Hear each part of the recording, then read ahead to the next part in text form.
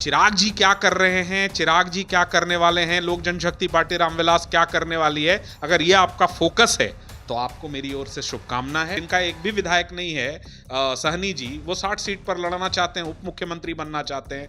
कांग्रेस जो है वो तेजस्वी यादव को चेहरा नहीं मानती। चिराग जितना डाउन होंगे उसी में एडजस्ट भारतीय जनता पार्टी उपेंद्र कुशवाहा करेगी। आप बिहार के उन्नति और बिहार के विकास से जुड़े मुद्दों की बात करते तो बिहार को लगता कि नहीं, एक युवा के तौर पर आप सजग हैं और आप सब सरकार को घेर रहे हैं। जिस दिन चिराग पासवान कार्यक्रम होता है उसी दिन उपेंद्र कुशवाहा करते हैं। सेम दूसरा कार्यक्रम है, दोनों पार्टी का बड़ा बड़ा कार्यक्रम है। बिहार का चुनाव है, ये बिहार लाफ्टर चैलेंज नहीं है जिसके लिए आप प्रयासरत हैं। कहीं भी असहज स्थिति एनडीए में नहीं है। प्रॉब्लम महागठबंधन में है, जहां अभी भी कांग्रेस को लगता है कि नहीं, वो 80 सीट पर लड़े थे, उनको 100 सीट लड़ना चाहिए। चुनावी मौसम है, हेडलाइन हर कोई ढूंढता है।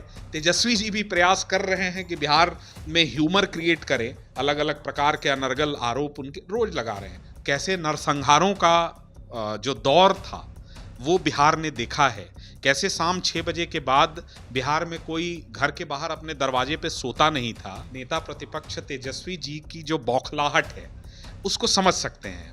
वो बौखलाहट क्यों है? उस दौर से आज वो दौर है जहां रात के 10 बजे आप मरीन ड्राइव और किसी भी गांव के भी किसी परिवेश में चले जाइए। एनडीए के अंदर लक्ष्य सिर्फ एक है कि कैसे 2025 में 225 से ज्यादा सीटें जीती जाएं। पक्ष के द्वारा फैलाया गया भ्रम, संविधान खतरे में है, आरक्षण खतरे में है, चिराग पासवान जीवित है तब तक किसी के आरक्षण और किसी दलितों के अधिकार पर टाका नहीं डाला जा सकता। नमस्कार, द इंडिया टॉप देख रहे हैं, मैं हूं आपके साथ बिरजू सिंह। बिहार की राजनीति में एनडीए के अंदर खास तौर पर चिराग की चर्चा आमतौर पे होती रहती है। चिराग पासवान एक बड़ा फैक्टर है, 2020 में भी थे, 25 में भी चर्चा जो है गाहे बगाहे खूब हो रही है। हालांकि चिराग पासवान का कार्यक्रम है 29 तारीख को राजगीर में। मेरे साथ प्रदेश प्रवक्ता है। 29 तारीख का कार्यक्रम आमतौर पर गया में ये इससे पहले आरा में कार्यक्रम हुआ, राजगीर में कार्यक्रम हो रहा है। कहा जा रहा है कि चिराग इन कार्यक्रमों के जरिए नीतीश जी पर, भाजपा पर एक दबाव की पॉलिटिक्स भी कर रहे हैं। देखिए बिरजू जी, सबसे पहले आपके दर्शकों को मेरी ओर से नमस्कार। कोई भी चुनाव में अब महज आज चुनाव आयोग की तरफ से भी सूचना आई है और चुनाव में अब महज कुछ महीने शेष हैं। ऐसे में सभी राजनीतिक दल किसी न किसी प्रकार से, किसी न किसी रूप में चुनाव की तैयारी में संलिप्त है। और लोक जनशक्ति पार्टी रामविलास और हमारे राष्ट्रीय अध्यक्ष ने जब स्वयं कहा है कि हम 243 सीटों पर चुनाव लड़ना चाहते हैं, और उसका संदर्भ ये है कि जिन सीटों पर एनडीए के अंदर लोक जनशक्ति पार्टी रामविलास स्वयं लड़ रही है, या जिन सीटों पर घटक दल के भी जो उम्मीदवार हैं वो लड़ रहे हैं, तो उस पर भी हम पूरी मजबूती के साथ चुनाव लड़ें। और इस परिप्रेक्ष्य में विशेष रूप से अगर आप देखेंगे तो 2024 में मगध और शाहाबाद दो ऐसे क्षेत्र थे जहां एनडीए को किसी न किसी कारण से, चाहे वो विपक्ष के द्वारा फैलाया गया भ्रम, संविधान खतरे में है, आरक्षण खतरे में है, इस प्रकार का जो संदर्भ जिसका कोई सर पैर नहीं था। हम भाई विपक्ष से पूछना चाहेंगे, लगभग 1 वर्ष का समय बीत चुका है, कौन से संविधान, किस आरक्षण पे खतरा हुआ? और मेरे नेता बार बार ये कहते हैं कि जब तक चिराग पासवान जीवित है तब तक किसी के आरक्षण और किसी दलितों के अधिकार पर जो है डाका नहीं डाला जा सकता है। लेकिन ऐसे में ये भी समझना होगा कि मगध और शाहाबाद का जो क्षेत्र है, दक्षिण बिहार विशेष रूप से जिसको हम कहते हैं, तो वहां 7-7, 8-8 जिलों पर, मतलब एक प्रकार से आप प्रमंडलीय तो नहीं कहेंगे लेकिन प्रमंडलवार भी आप कह सकते हैं कि एक बड़ा संवाद का कार्यक्रम है जिसके 2 फायदे हैं। एक तो एनडीए के स्तर पर हम अपनी शक्ति का संचरण कर रहे हैं, दूसरा हमारे जिले स्तर का जो संगठन है, प्रत्येक 7 से 8-9 जिलों में एक समावेशी रूप से सभी कार्यकर्ताओं के साथ संवाद करके और सभी नेता सभी जगहों पर जाकर कैसे लोगों को आमंत्रित करें उस कार्यक्रम के लिए, इसके लिए लगातार काम हो रहा है।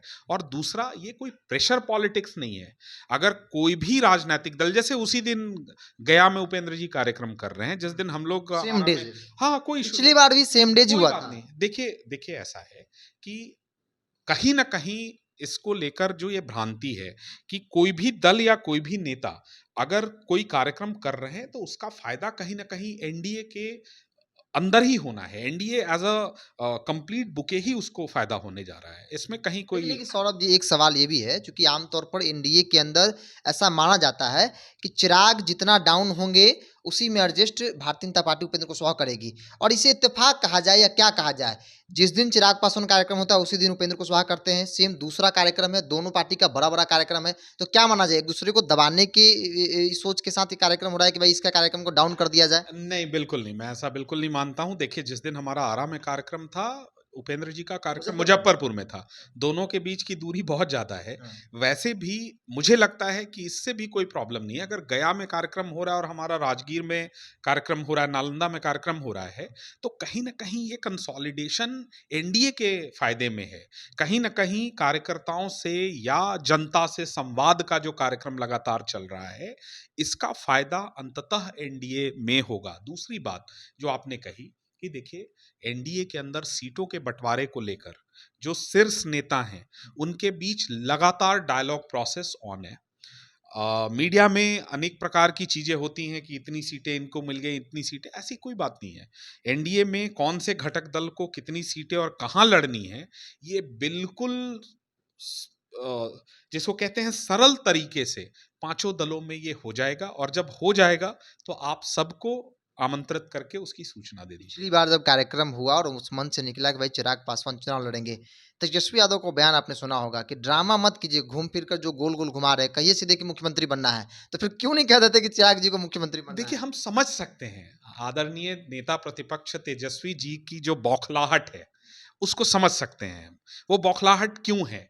इसलिए कि 90 के दशक में भागलपुर दंगों से लेकर और उसके बाद कैसे नरसंहारों का जो दौर था, वो बिहार ने देखा है।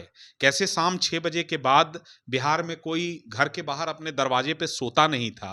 माँ-बहनें जो हैं वो शाम 5-6 बजे के बाद कहीं निकल नहीं सकती थीं। उस दौर से आज वो दौर है जहाँ रात के 10 बजे आप मरीन ड्राइव और किसी भी गाँव के भी किसी परिवेश में चले जाइए, कोई दिक्कत इक्के-दुक्के आपराधिक घटनाओं को छोड़ दें, तो वैसा परिवेश नहीं है। शाहाबाद की सभा के बाद विशेष रूप से मैं देख रहा हूँ कि आदरणीय तेजस्वी जी जो हैं वो बौखलाए हुए हैं। लगातार बयानबाजी, अनेक प्रकार का जो है कमेंट। तो भाई, बिहार का चुनाव है, ये बिहार लाफ्टर चैलेंज नहीं है जिसके लिए आप प्रयासरत हैं कि आपको ट्रॉफी मिल जाए, जो आप चुटकुले रोज सुना रहे हैं बिहार को। बिहार ने आपको दायित्व दिया है, एक संवैधानिक जिम्मेदारी दी है नेता प्रतिपक्ष के तौर पर। आप बिहार के उन्नति और बिहार के विकास से जुड़े मुद्दों की बात करते, तो बिहार को लगता कि नहीं, एक युवा के तौर पर आप सजग हैं और आप सब सरकार को घेर रहे हैं। भाई, चिराग जी क्या कर रहे हैं, चिराग जी क्या करने वाले हैं, लोक जनशक्ति पार्टी रामविलास क्या करने वाली है, अगर ये आपका फोकस है तो आपको मेरी ओर से शुभकामना है। आप अपने फोकस पर बने रहिए। एक अंतिम सवाल लेते हैं सीटों को लेकर, आपने कहा भी कि भाई समय के साथ सब कुछ तय हो जाएगा, दोनों तरफ से बातचीत हो रही है। एनडीए के अंदर एक चर्चा इस बात की भी हो रही है कि जिन सीटों पर पिछली बार चिराग पासवान लड़े थे, ज़्यादातर सीटें जेडीयू की थी, इस बार जेडीयू छोड़ने के मूड में नहीं है, क्योंकि दावेदारी आपकी ज़्यादातर जेडीयू की सीट पर ही है। जेडीयू कह रही है कि भाई हम तो नहीं छोड़ेंगे, जितना लड़े थे उससे अधिक पे ही लड़ेंगे, लेकिन नहीं छोड़ेंगे। तो फिर चिराग कहाँ देख रहे हैं अपने आप को? लड़ाई एनडीए के अंदर जेडीयू से है, ये माना जाए? बिल्कुल नहीं। देखिए, 2020 में क्या हुआ था? 2020 में हम एनडीए के अंदर नहीं थे, एनडीए के पार्ट नहीं थे, हम अलग चुनाव लड़े थे और वो संदर्भ कुछ और था। 2020 के बाद जब औपचारिक रूप से 2023 में हम एनडीए के पार्ट बने, 16 जुलाई 2023, और तब से अब तक एक सांसद के रूप में, एक राष्ट्रीय अध्यक्ष के रूप में लोक जनशक्ति पार्टी रामविलास के, या अब एक केंद्रीय मंत्री के रूप में अपने अलग अलग दायित्वों का निर्वहन करते हुए एनडीए के अंदर जो गठबंधन की मर्यादा है, उसको हमारे नेता, हमारे आदरणीय राष्ट्रीय अध्यक्ष हों या अन्य दलों के जो सम्मानित नेता है, किसी ने कभी उसको डिस्टर्ब करने की कोशिश नहीं की है। मैं सिर्फ इतना आपसे कहूंगा कि जो संदर्भ आप कह रहे हैं कि जदयू से या किसी और से, नहीं, एनडीए के अंदर लक्ष्य सिर्फ एक है कि कैसे 2025 में 225 से ज्यादा सीटें जीती जाएं, और गठबंधन में सीटों को के बंटवारे को लेकर भी कहीं कोई पेच नहीं है। पांचों दलों के शीर्षस्थ नेता इस पर लगातार डायलॉग कर रहे हैं। आने वाले कुछ एक दिन या कुछ मतलब महीने के अंदर में आप देखेंगे कि जुलाई के अंत तक सीटों से संबंधित जो बातें हैं वो भी फाइनल हो जाएंगी और कौन सा दल कितने सीटों पर सम्मानित तरीके से चुनाव लड़ेगा इसको लेकर हमारे नेता ने पहले भी बयान दिया है कि लोक जनशक्ति पार्टी रामविलास जितनी सीटों पर लड़ना चाहती है उतनी ही सीटों पर लड़ेगी और जहां लड़ना चाहती है वहां ही हम लड़ेंगे। ये हमारे आदरणीय राष्ट्रीय अध्यक्ष चिराग पासवान जी का बयान है। तो कहीं भी असहज स्थिति एनडीए में नहीं है, प्रॉब्लम महागठबंधन में है जहां अभी भी कांग्रेस को लगता है कि नहीं वो 80 सीट पर लड़े थे, उनको 100 सीट लड़ना चाहिए। जिनका एक भी विधायक नहीं है सहनी जी, वो 60 सीट पर लड़ना चाहते हैं, उप मुख्यमंत्री बनना चाहते हैं। कांग्रेस जो है वो तेजस्वी यादव को चेहरा नहीं मानती जो है सीएम का। तो कहीं भी आपको एनडीए के अंदर कोई खींचतान नहीं दिख रही है। चुनाव का वर्ष है, चुनावी मौसम है, हेडलाइन हर कोई ढूंढता है। तेजस्वी जी भी प्रयास कर रहे हैं कि बिहार में ह्यूमर क्रिएट करें, अलग अलग प्रकार के अनर्गल आरोप उनके रोज लगा रहे हैं। अच्छी बात है, शुभकामना उनको। पार्टी के अंदर चर्चा तो होती है, कई बार बयान भी आपके पार्टी का आया है कि भाई इतना सीट पर हम लोग लड़ेंगे। आपने कहा कि भाई नेता ने पहले कहा है कि जितना लड़ेंगे उतना लड़ेंगे, जो सीट तय किया है वो लड़ेंगे। तो एक जिद है ना चिराग पासवान। पार्टी के अंदर औपचारिक रूप से हमारे कभी किसी नेता ने, देखिए ये गठबंधन धर्म की मर्यादा होती है कि जब तक शीर्ष स्तर पर चीजों का निपटारा न हो जाए तब तक औपचारिक रूप से किसी ने भी सीटों से संबंधित कि हमको इतनी सीटों पर लड़ना है, मुझे नहीं लगता है कि किसी ने बयान दिया है और ना कोई बयान देगा।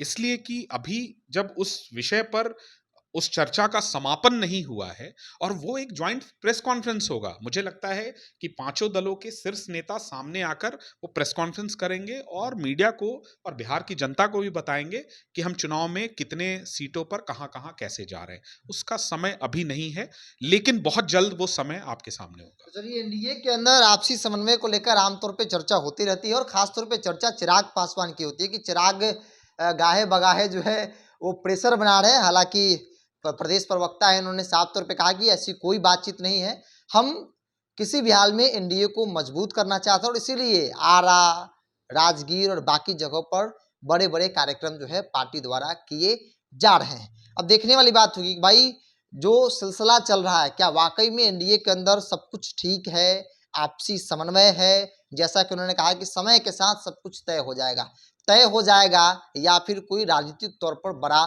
बवाल होगा। बहरहाल इस पूरी रिपोर्ट में इतना ही। बहुत बहुत धन्यवाद।